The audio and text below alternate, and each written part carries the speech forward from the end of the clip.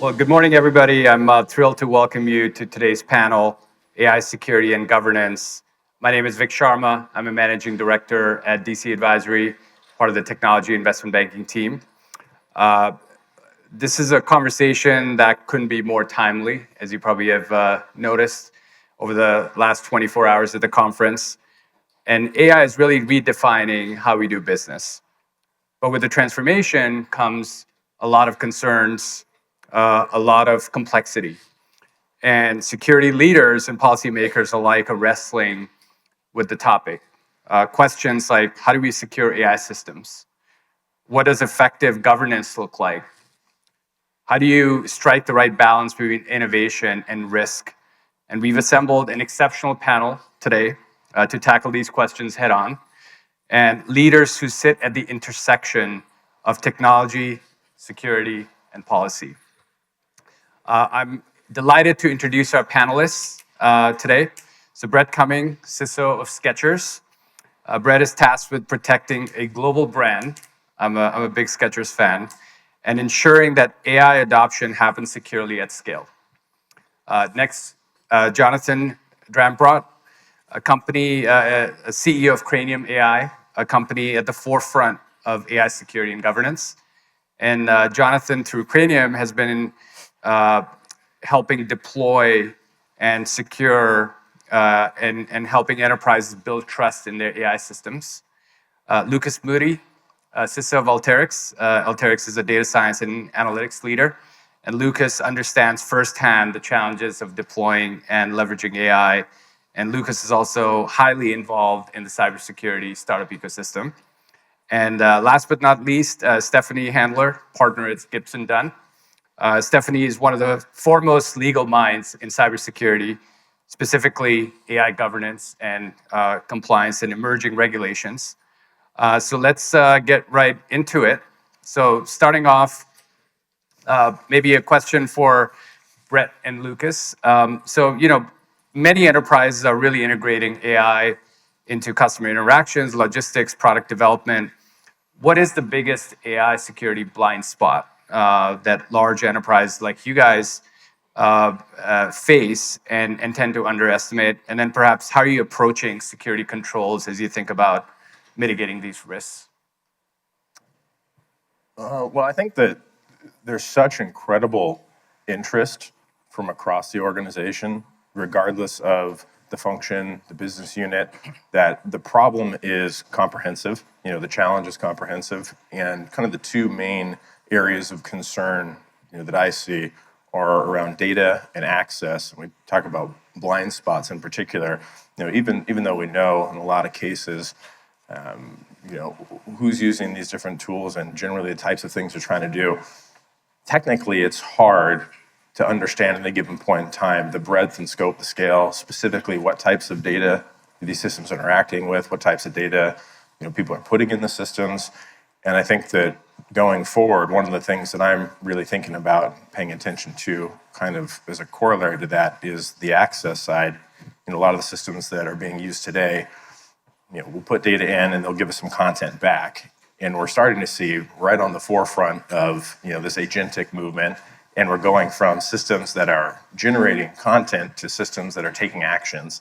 And so our ability to understand and have confidence at any given point in time, we know what data is going where, what access exists, what opportunities these systems have to take actions and have confidence that the right actions are being taken and the right data is being accessed. That's certainly a big challenge for us.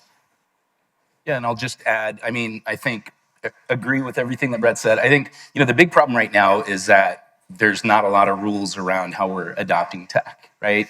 And the problem is beyond just, the adoption of Gen AI.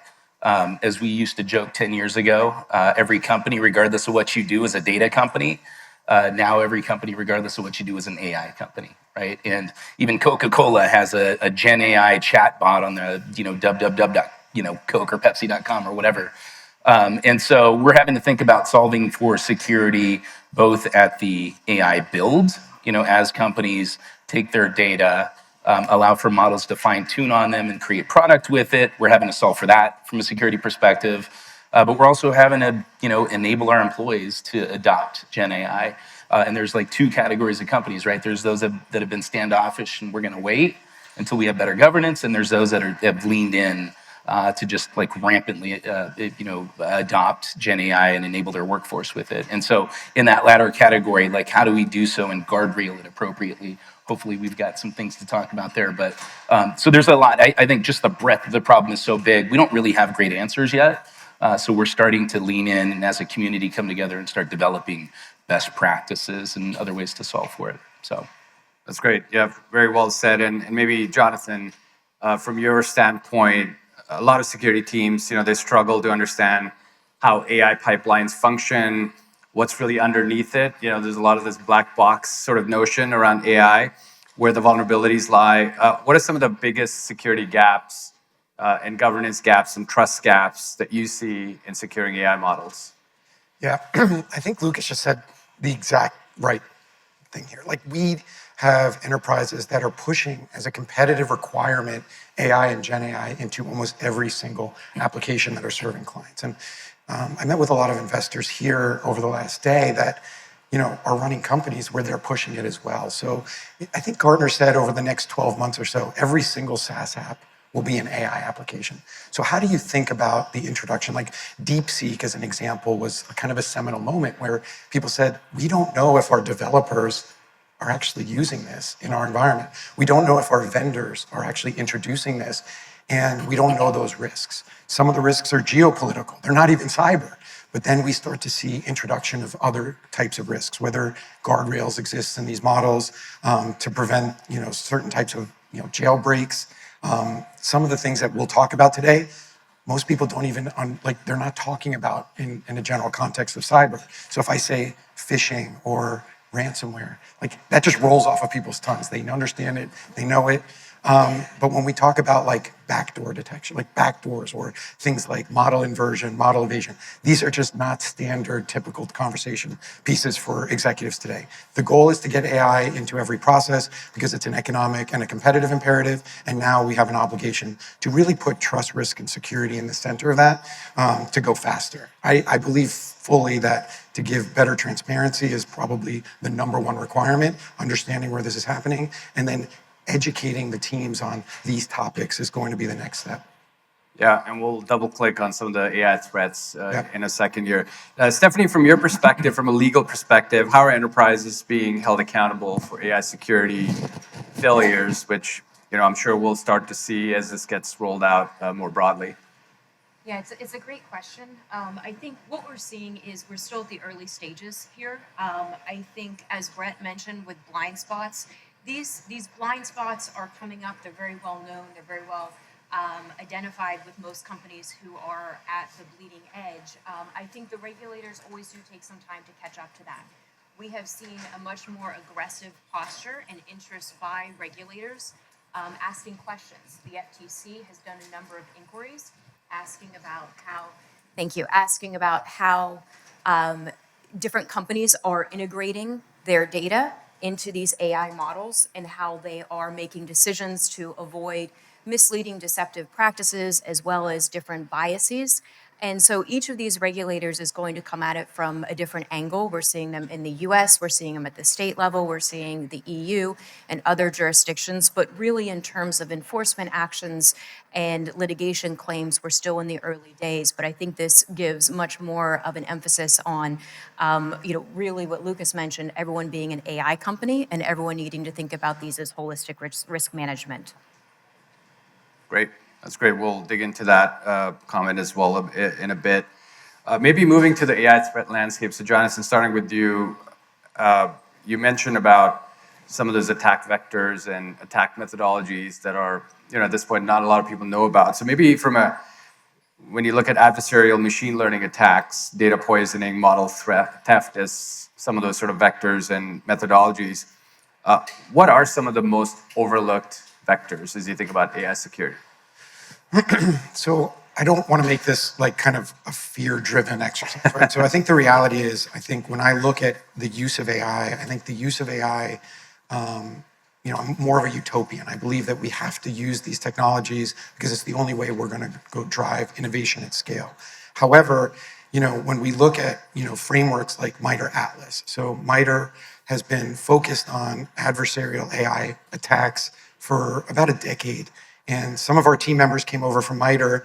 And when we started actually looking at the top kind of 100 models in financial services, so our customers are very large banks, life sciences organizations, utility companies. When we started looking at the top models that were being used internally and with their vendors, we haven't found a single model that was invulnerable to one of these attack vectors. And so call them about 20 of these adversarial core attacks, and then there's subsets of them.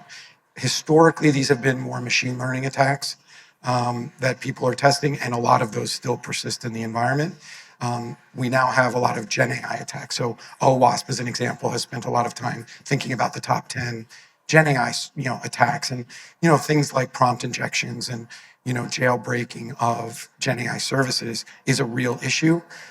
Fortunately, a lot of the major providers of these Gen AI services are really thinking about that and starting to push some more of these guardrails into their core technologies. But it's not perfect. And so, when we think about that level of assurance, when we've been testing with vendors of some of the largest organizations in the world, we are literally the first time they're doing any level of red teaming. And so we need to really get beyond that. There's not a really strong visibility, whatever those kind of key attacks are. And we're seeing data poisoning potentially. We're seeing model evasion potentially. We've seen some of that historically in cybersecurity tooling, like spam detection as an example. But when it comes to Gen AI services, this is really where we're starting to take people out of the loop. There's this whole conversation about agentics. I think that's really interesting because these are starting to pull access to their own tools, their own data sets, and they're becoming more autonomous. And so I think we're going to see kind of an increase in these types of threats because we're introducing more autonomy into them at this point. I think a lot of the challenges that we've seen historically have been more traditional ML, and now these Gen AI are starting to surface as we're getting them embedded. And if I could pile onto that for just a minute, Jonathan, because we're talking about adversarial attacks, which we all have to think about. We've got mandates to do so. But even if moving left of that, earlier on in the pipeline, as companies have started building, for example, AI-driven or Gen AI-driven, like enterprise search, which sounds like a great set of tools to enable your workforce, we start to see other things that are broken down that lead to exposures that we didn't really anticipate as well, right? So exposing the models that you're deploying for the benefit of enterprise search, leading to understanding that you've got other access-related issues, and now you've got at employee fingertips through simple search access to data that they shouldn't have access to. So and then we solve for that at the model level. We try to guardrail it, but it proves the point that the AI has access to stuff that really it shouldn't. We're doing the best that we can to squelch that, but it's not perfect. I think it's a great example of people who talk a lot about like RAG architectures. Yep. But then when it gets to the development environment, we see this quite a bit. Like people are just integrating these services directly into their VCS environments, into their pipelines, and they're not actually building the appropriate controls into those architectures. So we're 100% seeing that as well. Yeah, it's kind of like the shift left for AI, right? You're probably going to see where that. Maybe a question, Stephenie, for you. So it sounds like it's not a matter of if, it's a matter of when, from a breach perspective. And if some of these AI models fail or are manipulated, leading to a security breach or misinformation, how do you think about the legal framework around that if you're a large brand enterprise? And I know it's all emerging still, but what's your sort of take on this? Yeah, so I think the examples we see in cybersecurity breaches writ large are really on point here for what we'll see with AI. I think really the existing legal liability framework and regulator interest is going to just shift, just as we've seen it over the last 10 years in cybersecurity. As the threats evolve, this is just another vector. And so where we're going to be focusing, I think, from a regulator perspective, I do think that for certain situations, there will still be this mentality that the company who experienced the malicious activity is a victim. I think what we've seen for cybersecurity writ large, that the company is the victim, the bad actor was the bad actor. That only goes so far and generally stops before you start dealing with questions of legal liability from tort liability suits or other contract liability claims or your violation of specific regulations. The cybersecurity context, we have seen more on the class action liability side. That's where typically you get the most significant fines in a breach. We also see a rising interest in regulators, the FTC, the SEC, which of course both of them have been very active in talking about AI. And so I think we really see two different angles. One, the harm to the individual that may have had data that they didn't realize was being put into a training model or an algorithm that was developed with data that was subject to IP. So there's that data, the actual harm with that model poisoning or whatever the vector of the attack is. I think also you see kind of the tangential lines that will go up from there, and that is there proper governance? Was the leadership, was the executive team, was the board aware of how AI was being used, integrated, and certified for security and safety? Was there a good understanding of what contractual limitations were in place regarding the use of data? So I think really when you have these breaches, it starts to unravel each of these elements that we've been talking about and the controls that are in place, the management review of those controls, and the integration into that overall risk management framework. And I think the liability will really focus in on how that has been either at the forefront or maybe back of mind, as I think a lot of organizations are still catching up to how quickly this is moving. That's great. Great perspective there. And maybe Lucas and Brett, from your standpoint, it is an evolving market. How do you all as defenders really stay ahead of the frameworks, how to think about what are the emerging threats and so forth? Well, Stephenie just ended there by talking about how things are moving so quickly, and I think that's a really important concept. I was sitting here yesterday listening to a conversation, the topic of hyperwar came up, and just the velocity, and the pace that events move at. And I think that that's something that's highly applicable to this space. There was an incident I was talking to someone about recently. Someone got access to a mailbox. They had access for 4 months. They watched, what the finance team was doing, learned the patterns of business, and, ultimately, caused financial harm by impersonating one of the individuals in the conversation. And just the thought that took an adversary 4 months from the time they had access, trying to figure out who's who, what are the roles, relationships, what's the dialect that they're speaking in. An AI-enabled attack today, that could be done in minutes, seconds, whatever, near instantaneously. So that velocity that our adversaries, will be adopting, potentially have adopted already, we as defenders need to find ways to match that velocity. That time that we have, if there is a breach or an incident, trying to figure out what was the scale of the impact, what were the individuals impacted. Even today, those timelines are incredibly narrow. Days, 24, 48, 72 hours, depending on the regulation. And being in that space where the adversaries are able to move so quickly, if we're not able to match them as defenders, if we don't have good insights into the systems, if we don't have defensive capabilities that are able to move at the speed they're moving at, then we're going to find ourselves at a significant disadvantage. And Lucas, I'm really curious your perspective on that. Yeah, it's funny. I was gonna share the cliche that you're gonna roll your eyes at in a year, but it plays into what we're talking about, which is fight AI with AI. That's gonna get old pretty quick. But I think that's the reality of it. And we happen to be at a venture conference, so I'd be remiss if I didn't say when the market creates a problem, the market also starts to solve it. And so on the investment side of the house, there's a lot of great upstarts that are AI native upstarts that I'm very bullish about.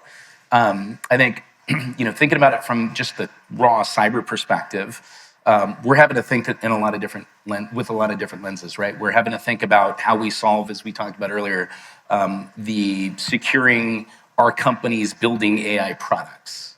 And then we have to solve for, our companies adopting technology like Gen AI, foundation tech. but we also have to figure out how we're solving for security with AI, right? And so that's a completely different lens. And there's a number of great companies that are starting to do this. And so I think it's going to be really interesting to see how incumbents ramp up with AI tech. And how the AI native upstarts do, and that race is going to be fun to watch. And I don't know if you want to comment on that, but No, I that's think what I'm really excited. I think it's actually fascinating to watch, because I think a couple of years ago when we started talking to CISOs, especially about this problem, there wasn't really an awareness that there was a problem. Today, I think there's a strong awareness of the problem, not a lot of really strong solutions to some of those problems. Yeah. Yeah. No, I mean, it's definitely, I think the takeaway from this is like everything is evolving. So maybe shifting gears a bit to more of governance and compliance. And maybe, Brett, a question for you. Industries like retail, consumer brands, Skechers, you may not have sector-specific regulations just yet from an AI perspective, but certainly GDPR and things like that. How do you navigate AI governance and frameworks around that as you think about, Skechers, your own organization? I think it's a couple of different things. I think we have to learn from the lessons that we've had in the past. And you mentioned some of the privacy regulations. I think there's a lot of lessons and takeaways that we have there in terms of how we can think about the problems and the risks and where we can expect different regulatory pressure or requirements to come into play. And I think we also have to kind of look forward and anticipate a little bit, and thinking about some of those high level concerns. I think privacy is highly relevant. There's some precedent that exists out there for where we can expect to see more explicit regulatory requirements, use cases around intellectual property, use cases around some of like the HR application of AI solutions.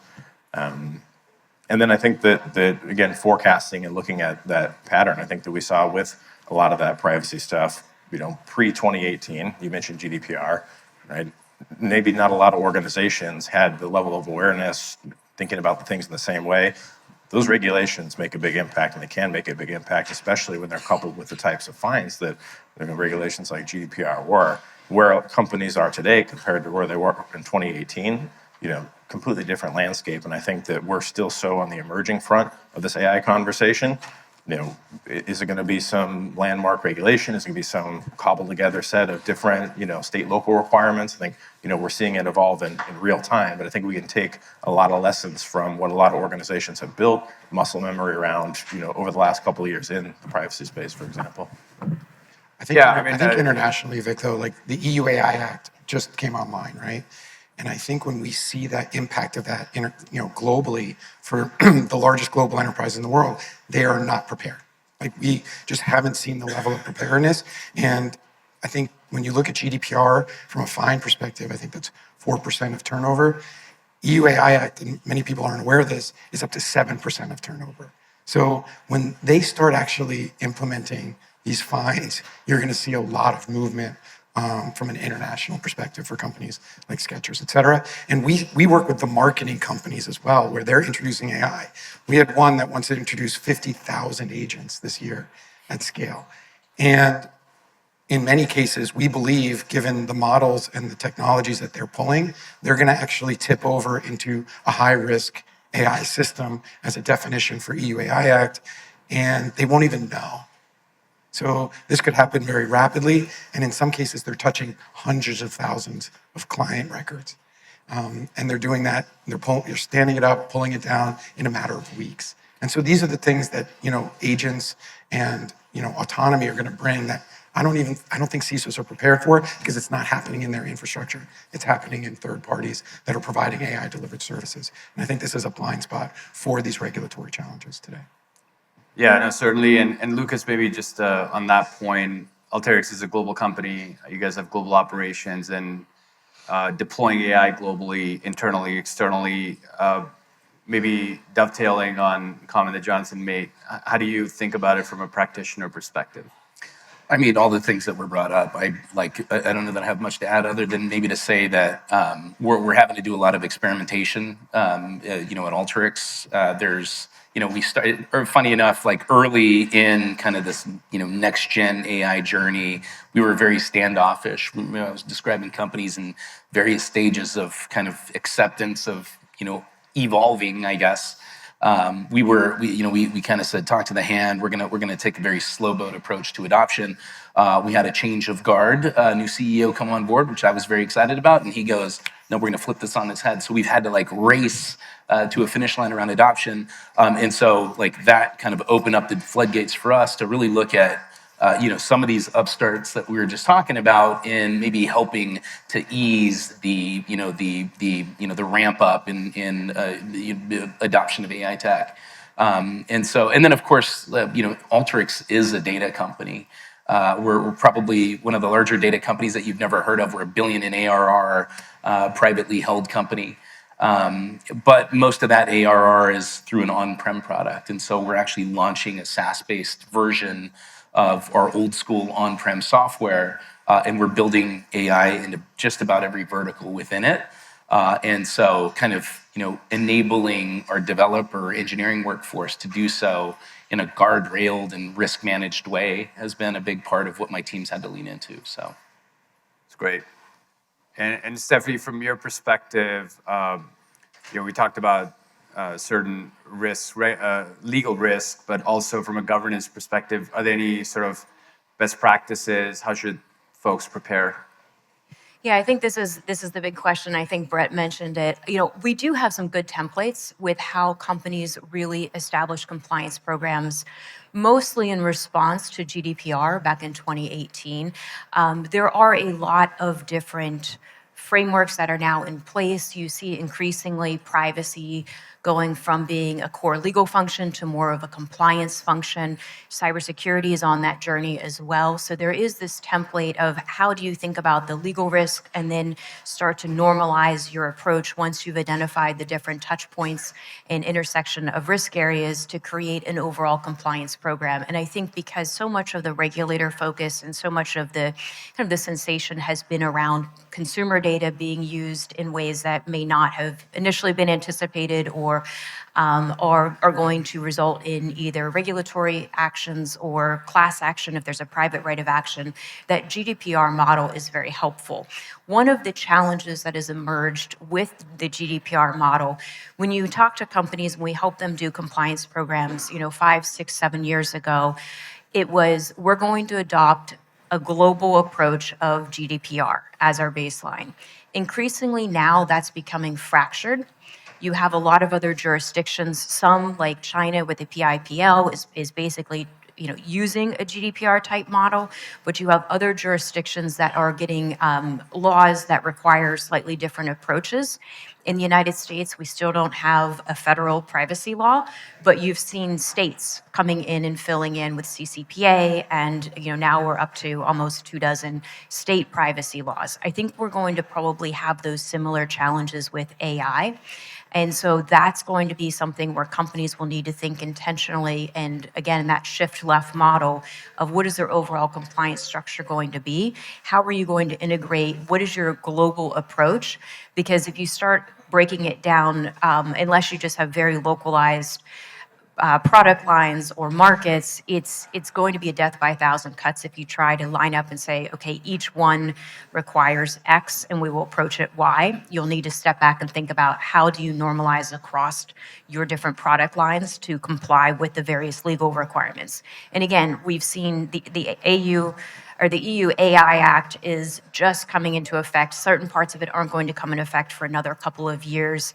In the US, you have some state laws that are coming into effect. Most aren't in effect quite yet. So really where we're focusing on this initial period of compliance are also stepping back and looking at the regulators who have existing authorities.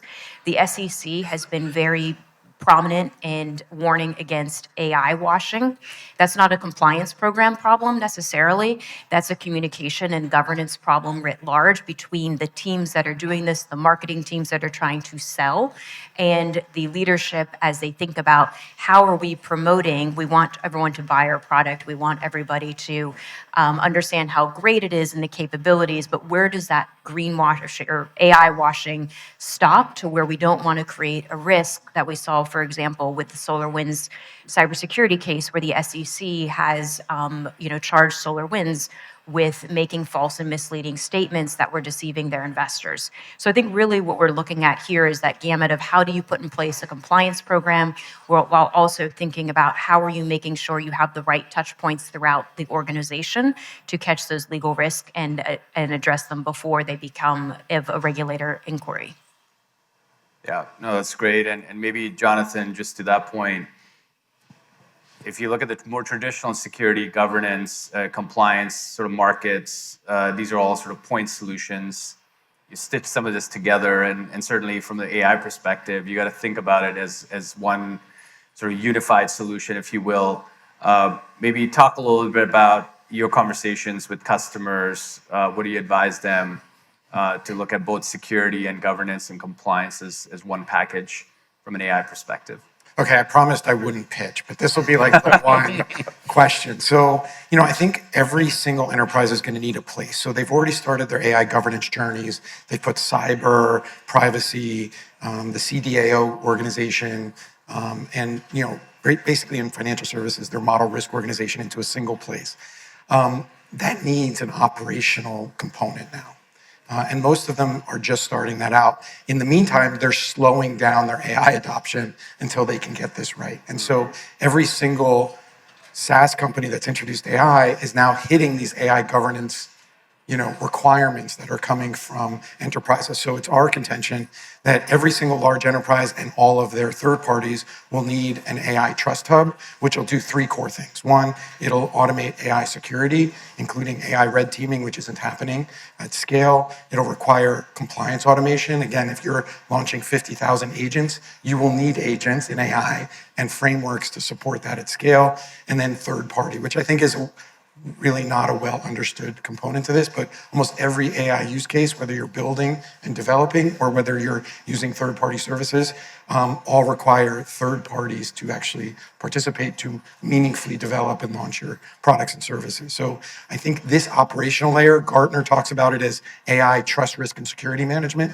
It's really that operational layer.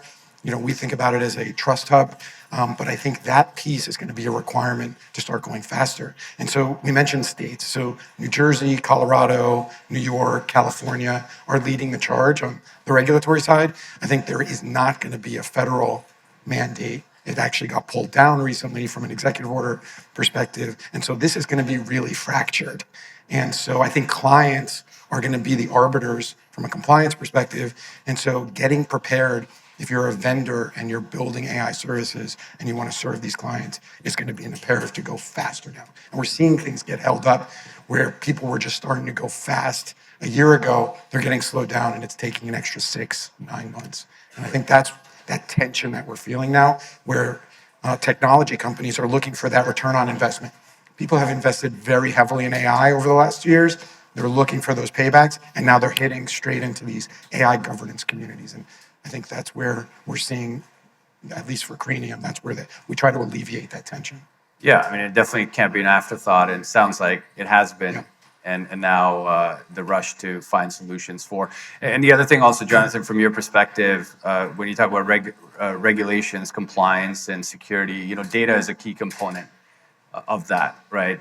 Even more so than how you think about the traditional security stack, which is, hey, I got a firewall, I got endpoint, data protection, but ultimately it's the data that's at risk, putting aside prompt injections and those types of things.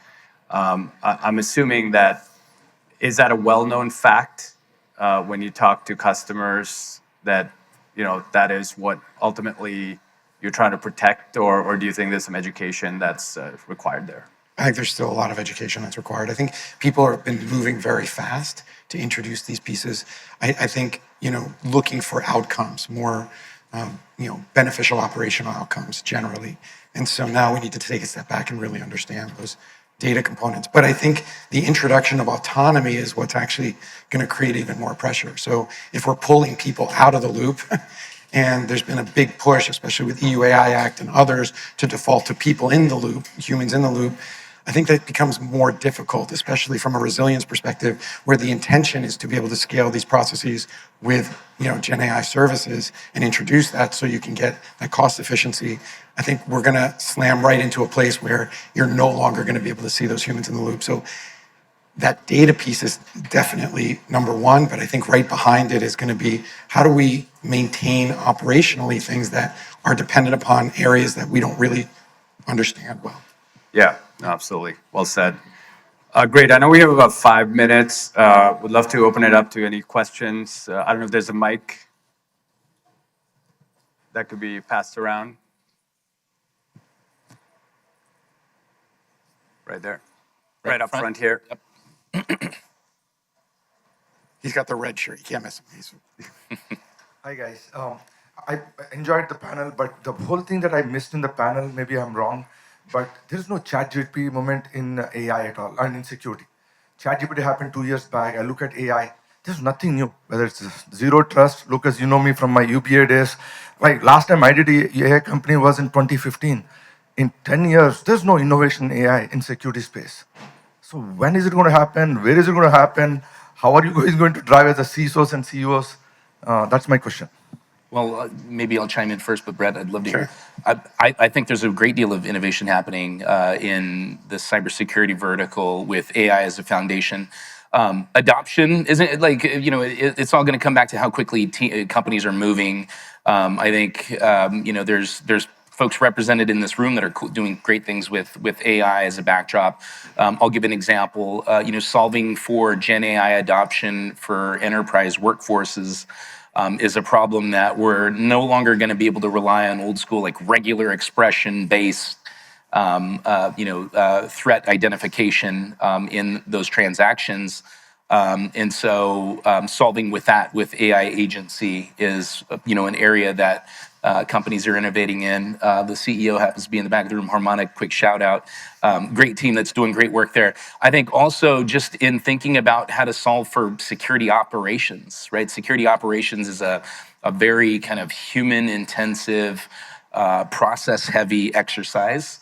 And I think there's a great deal of opportunity to solve for, getting to higher margins, getting software to do most of that work. I don't think the human's ever going to be completely out of the loop, but we can get it to where humans are making kind of last mile decisions, but allowing for the tech to do most of that work. So those are just a few examples. I don't know, Brett, if you have. I would agree completely. I think there's a ton of innovation. I don't think we've seen yet sort of the tent pole, the Palo Alto firewall, the CrowdStrike EDR, the Wiz Cloud, whatever you want to call it. We haven't sort of coalesced on this is the market leading solution that everyone's going to recognize. But I think there's a ton of innovation. I've seen a lot of different interesting approaches.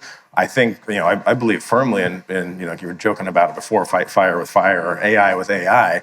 I do think these are problems that are really squarely within sort of the core competency of a lot of the current AI solutions, making sense of large volumes of disparate data, like whether it's trying to understand what data is in systems, trying to understand what access, agentic solutions have, or trying to make sense of, an incident and the various components of it, or quickly come to determinations, maybe not final decisions. I don't know if we want to rely on AI to make legal decisions for us, but getting close to a decision point, we got a patchwork of all these different regulations and so on and so forth. So I think there's a lot of innovation, and I think that's just a really emerging market. It's very exciting and interesting as a practitioner to see that, and I really do expect that we will be adopting AI in a big way, really across the program.